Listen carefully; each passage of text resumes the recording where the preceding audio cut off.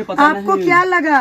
ए भाऊजी हमरा तो यह लागता कि तारा कोनो नोहरा के बढ़िया से पेल देले बा, यही से तू मुंह लटका के बैठल बाड़ू। लागता तहार सामान पिराता आ बुर भाता।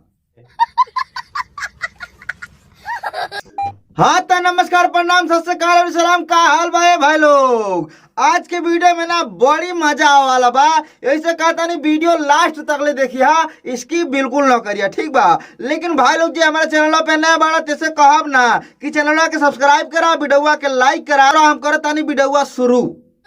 माल तो नहीं है, देखो है ने माल। ए भैया कहाँ माल भी हो? हमारा के नइखे लौकतिया। हे सरवा कैमरामैन, तोरा के माल लौकतिया रे? कैसे तूफानी भैया कहता रहे माल। सरवा तन्ने झक पहले के बात करता है, यही से माल माल चिल्लाता। अच्छा ठीक बा, माल है हम तार के माल लौकतनी। ए भाऊजी चढ़ल बा जवानी लटकाता दूगो आम, चढ़ल बा जवानी लटकाता दूगो आम, और तोहरे के खोजता दुनिया करे खातिर हई वाला काम। और कहता रू बहन चोद कि हम माले ना हई। माल तो तोहरा में ऐसा ठूस ठूस के भरल बा कि अगर पूरा यूपी बिहार ठोक के पेले लागी ना तब तो तहार माल खाली ना होई, समझ लो। कुकुर हवे का रे, ना सुधरबे। ए भाऊजी तू कुकुर के बड़ा हल्का में लेता रुका हो। कुकुर जब पेलेला ना चढ़ के ऊपर, तब जब पलटी खाला तब ओकर लाड़ वही में बझा जाला, समझ लू। और 2 घंटा ले घिंचाई होला, ओकरे बाद लइका सन गाँव के देख लेला तो लाठी लेके ठोकाई होला, तबो ना निकरेला बहनचो, समझ लू। अरे हटा ना, हटा ना। अरे बहनचो बड़ा हल्का में लेता रू तू, ऐसे कहते रू हटा ना। तेरा विश्वास नहीं खे, सही कहता नहीं है भौजी।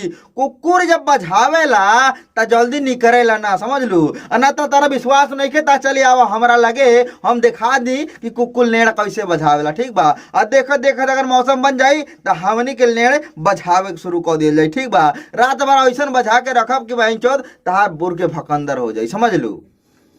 एकदम लगता है कुछ सैड लग रहा है। कुछ लोगों ने दोगला ही चुतिया पकड़ दिया है। भाऊजी कौन सरवा दोगले चुतिया पका देलस हो तोरा संगरी?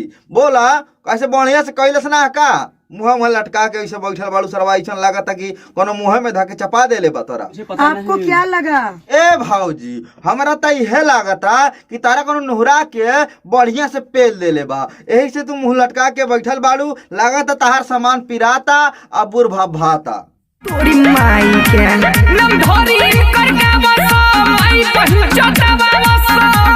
अच्छा जे नाम धके गावता वो अपन माई बहन चुदावता, अब तो का करता भौसड़ी वाले अपन गाड़ी में रावता तान्या झा के साथ में।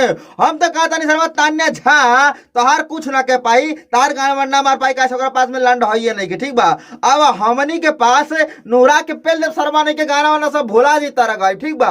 भाई लोग जी हमारे वीडियो देखे तारा तेकरा से कहता नहीं हो कि ऐसा गाय के अगर झाटू कोई भेटा जाए ना सरवा तो अपन अपन लंड खड़ा करके ए सरवा के मुंह में डाल के इतना हिलावा सरवा की माल वाल सब मुंह में एकरा चू जाए। बूढ़ लेला बूढ़ लेला काये भाऊजी तू सुधरबो ना? बोला हमारा तो बुझाता बहनचोद कि जब तक तहार बुर कोनो बढ़िया से ना ले ली तबले तू चिल्लाबू ऐसे कि बूढ़ लेला।